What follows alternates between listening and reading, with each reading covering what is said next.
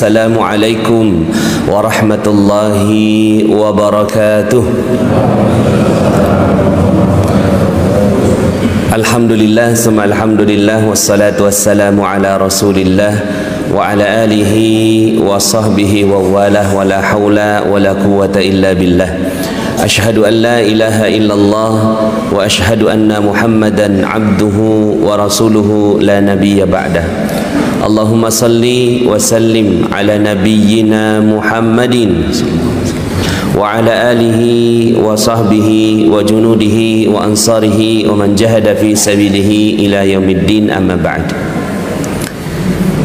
Alhamdulillah, segala puji bagi Allah yang telah memberikan nikmatnya kepada kita semua sehingga di hari yang berkah dan mulia ini kita sama-sama diizinkan oleh Allah untuk menikmati salat subuh berjamaah. Dan kita lanjutkan dengan kajian sebelum waktu syuruk. Mudah-mudahan Allah Subhanahu wa taala jadikan hari ini menjadi hari indah, berkualitas karena kita bangun di dasar ibadah di sisi Allah Subhanahu wa taala. Semoga kita bisa terus seperti ini sampai akhir hayat kita. Amin ya rabbal alamin. Salawat dan salam semoga tercurah kepada junjungan kita Nabi besar Muhammad sallallahu alaihi wasallam beserta para keluarga, para sahabat dan para pengikutnya hingga yaumil akhir. Yang saya hormati Takmir Masjid Al-Mubarak yang dirahmati Allah, mudah-mudahan dipanjangkan umurnya para pengurus-pengurus takmir dalam keberkahan, rezekinya berkah berlimpah, anak-anaknya soleh-solehah, dan semua amal solehnya di masjid ini dibalas dengan ganjaran berlipat ganda di sisi Allah Subhanahu wa taala. Yang saya hormati Bapak Ibu hadirin wal hadirat yang menyaksikan atau yang hadir di tempat ini, mohon izin saya tidak bisa bahasa Jawa. Asal saya dari Jakarta, hanya bisa berdoa mugi-mugi panjenengan sedoyo diparingi sehat wal afiat. Rezeki ini pun berkah berlimpah, putra putri ini pun soleh-soleha, kapunduti pun husnul khatimah, saged malebet swarga firdaus. Amin Allahumma amin. Hanya itu hafalannya Pak. Setelah itu mohon izin kalau bahasa Indonesia. Hari ini saya diminta untuk membahas tentang keajaiban di bumi Tuban ya. Sebenarnya keajaiban ada di mana-mana ya. Mudah-mudahan pembahasan ya, syukran. Pembahasan kali ini membuat Bapak Ibu hadirin wal hadirat mendapatkan keajaiban dari Allah Subhanahu wa taala. Saya menulis satu buku judulnya Magnet Rezeki. Alhamdulillah buku itu saat ini menjadi #1 bestseller di Indonesia. Alhamdulillah, semua atas izin Allah. Yang saya bahagia itu karena mengalahkan Detektif Conan dan Harry Potter gitu. Ya. Itu yang kita syukuri, ternyata ada buku kita yang bisa mengalahkan buku yang isinya mengandung kesyirikan dan hal-hal yang tidak baik. Kenapa disebut magnet rezeki? Karena dalil Allah Subhanahu wa taala dalam surat Ali Imran ayat 37. Allah Subhanahu wa taala berfirman, A'udzu billahi minasyaitonir rajim. Kullama dakhala 'alaiha Zakaria al-mihrab wajada 'indaha rizqan. Qala ya Maryam anna laki hadha? Qalat huwa min 'indillah. Innallaha yarzuqu man yasha'u bighairi hisab. Surat Ali Imran ayat 37. Setiap Zakaria masuk menemui Maryam di mihrabnya, selalu ditemukan makanan di sisinya. Jadi aneh ini, ajaib. Padahal Maryam nggak beli, nggak belanja, nggak masak, nggak kerja, tapi selalu ada makanan di sisinya. Jadi Zakaria heran, karena beliau sudah jadi nabi, tapi tidak dapatkan keajaiban seperti itu. Ini Maryam malah keponakannya dapatkan keajaiban. Ya Maryam, anna laki hadza. Ini dapat dari mana? Kok bisa kamu ini dapat keajaiban? Nah, ini tema kita, keajaiban. Kok bisa kamu dapat keajaiban, ya, dari Allah Subhanahu wa ta'ala? Apa kata Maryam? Qalat huwa min indillah. Semua datang dari Allah. Innallaha yarzuqu may yasha bighairi hisab. Kalau Allah mau kasih rezeki, datangnya secara ajaib. Ya. Nah, ini pembahasannya, keajaiban dihubungkan dengan rezeki, dihubungkan dengan ada apa yang terjadi pada para nabi. Sebenarnya Maryam juga bukan nabi, tapi dapatkan keajaiban. Ya. Akhirnya, ya, Zakaria ingin belajar sama Maryam. Nah, ini yang unik. Nabi malah belajar sama yang bukan nabi. Zakaria lelaki belajar sama yang perempuan. Zakaria sudah lebih senior, umur 90 tahun, belajar sama keponakannya sendiri. Ini yang luar biasa. Makanya di depan saya nih kayak seperti Zakaria ini, ya. Yang ini Maryamnya. Jadi yang diajari sebenarnya di depan saya ini lebih hebat daripada yang ada di depan. Tapi ini karena tugas tanggung jawab, mohon izin, nun sewu. Jadi Zakaria bilang, ya Maryam, tolong ajari aku. Ya, kok kamu bisa dapat keajaiban seperti itu? Akhirnya belajarlah ini Zakaria dengan Maryam, diajarkan step-stepnya, by stepnya, sampai kemudian akhirnya, kata Zakaria, aku tahu langkah-langkahnya. Di ayat berikutnya 38, hunalika da'a Zakaria rabbah. Setelah mempelajari ilmunya, Zakaria mempraktekannya, kurang lebih begitu.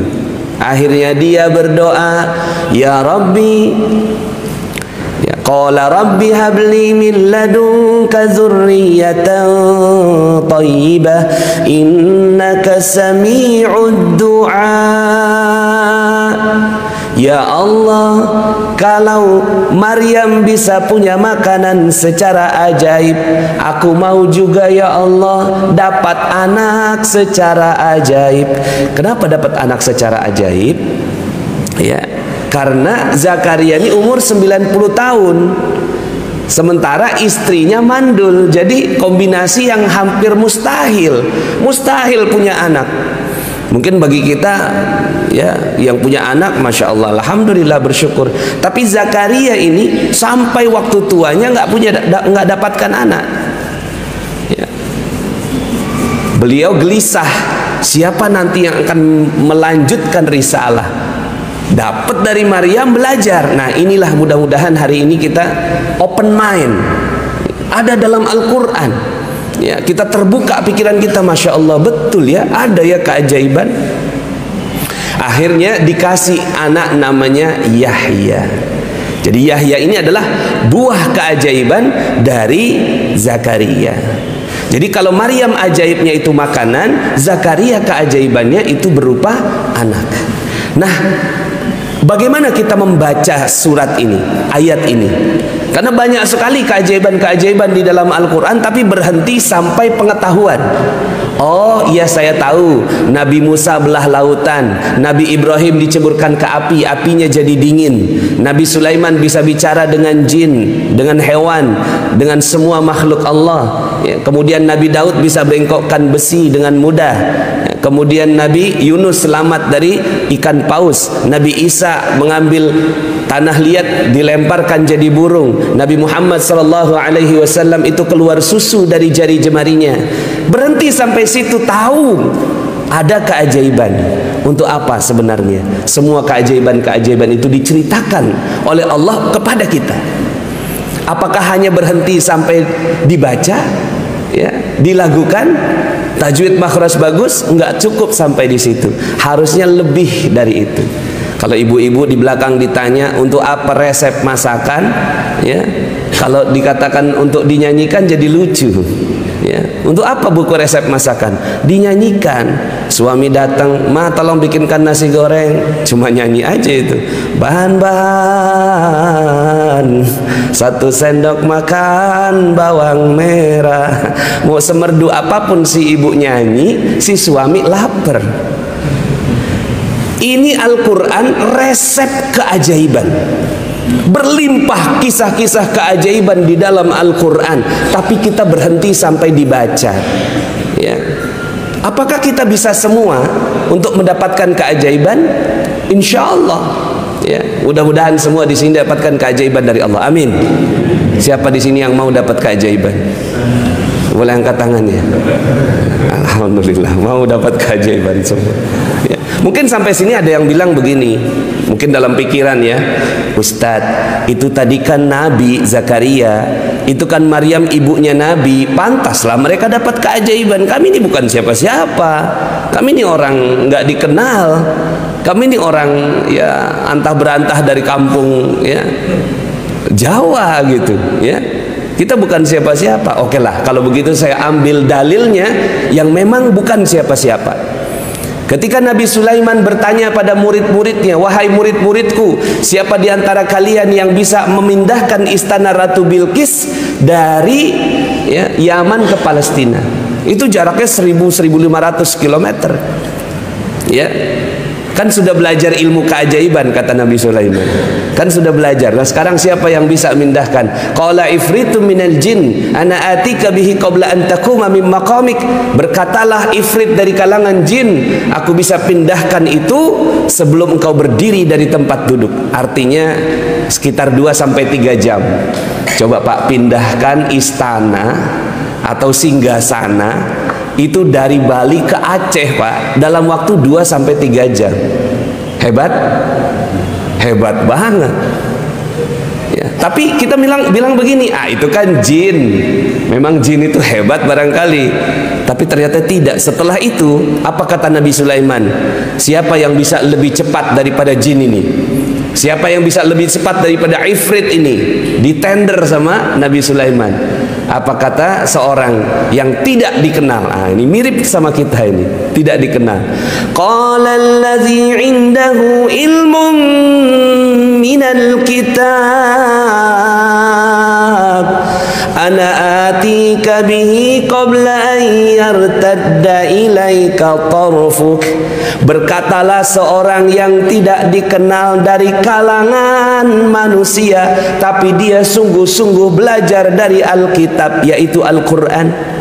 Ana atika bihi qabla an yartadda ilaika tarfuk. Aku akan pindahkan singgasana itu sebelum mata berkedip. Masya Allah, sebelum mata berkedip Pak. Sekedip mata aja udah hebat, ini sebelum mata berkedip. Ini kan lebay sekali ayat Al-Quran ini. Kok lebay sekali ayat Al-Quran ya? Sekarang pertanyaannya, untuk apa kisah ini diceritakan kepada kita? Dan ini dikatakan ini bukan nabi, bukan keluarga nabi, bukan jin, tapi orang tidak dikenal manusia, sama seperti Anda semua, kita semua yang ada di sini. Untuk apa kisah ini diceritakan? Untuk dinyanyikan? Untuk pengetahuan? Atau untuk dipraktekkan? Untuk apa Bapak Ibu?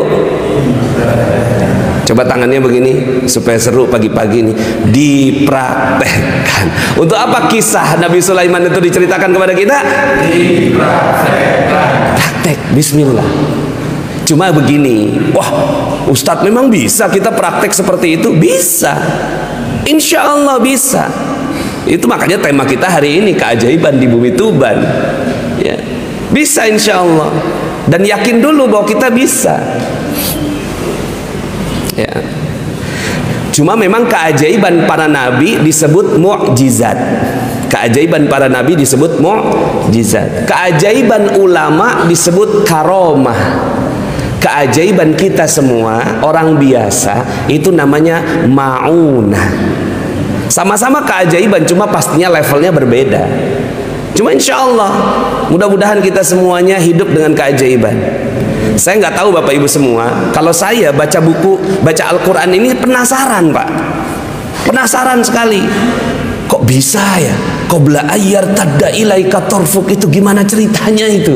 Sebelum mata berkedip berubah itu singgasana. Apa kata Nabi Sulaiman? Hadza min fadli rabbi, ini adalah rahmat dari Tuhanku. Ya. Liyabluwani aashkuru am akfur, untuk menguji aku apakah aku bersyukur atau aku kufur. Lalu kemudian saya bilang gini dalam hati, ya Allah, aku mau dong seperti itu, bisa nggak ya? Ya. Tapi ini ayatnya nih bukan manusia, bukan jin, bukan para nabi, tapi orang biasa. Ya Allah, aku mau dong. Nah, mungkin Bapak Ibu juga akan ngomong kayak gitu, aku mau dong. Ya. Akhirnya saya coba, ya, lihat laptop. Di laptop saya ada Google Map. Sebenarnya saya bilang, loh kok ada tanah kosong di belakang rumah kontrakan saya, ada sekitar 2 hektar. Itu tahun sekitar 2007. Ada tanah 2 hektar. Saya bilang gini, ya Allah, aku mau dong tanah ini. Datangkan seperti datangnya istana Ratu Bilqis. Saya kedipin, Pak. Ting. Alhamdulillah nggak berubah, Pak. Ternyata saya tidak sesakti itu. Ya. Tapi saya tidak menurunkan, saya nggak menurunkan level keyakinan saya. Saya mau ya Allah, itu saya mau ya Allah. Terserah gimana datang caranya. Beberapa hari kemudian Pak Lurah datang. Pak Nas, mau beli tanah nggak? Di mana Pak? Di situ. Oh, itu yang saya lihat di Google Map. Boleh deh Pak, saya diantarkan ke pemilik tanahnya. Datanglah saya ke pemilik tanahnya. Ini mohon maaf bahasa Betawi ini. Pak Haji, tanahnya mau dijual. Iya emang, cuma gua kagak tahu nih sertifikatnya di mana. Loh kok gitu Pak Haji? Iya, 1 lemari sertifikat semua. Ternyata tuan tanah, Bapak Ibu. Gua kagak paham yang lu maksud yang mana. Lu datang deh minggu depan, gue siapin sertifikatnya. Minggu depan saya datang lagi, sudah disiapkan 18 sertifikat di atas meja. Ini Pak Haji ini bilang, lu bawa deh semua. Bawa Pak Haji. Bayarnya bagaimana? Maksud saya bayar tuh pola pembayaran, harga, notarisnya siapa, kapan kita ke sana. Baru saya ngomong, bayarnya gimana? Dia balik nanya, emang lu punya duit? Lu sok-sokan mau nanya bayarnya gimana, kata Kiai itu Pak Haji gitu. Karena waktu itu saya umur 28 tahun Pak, 28 tahun masih awam dalam berusaha begitu ya. Kemudian akhirnya, waduh, saya kayak disekak gitu. Emang lu punya duit? Mau jawab enggak, mau jawab punya pasti bohong gitu. Mau jawab enggak punya, takut nggak dikasih. Akhirnya saya dalam hati itu, ya sudahlah, ini cuma sekedar ya latihan ketemu orang kaya, saya bilang gitu.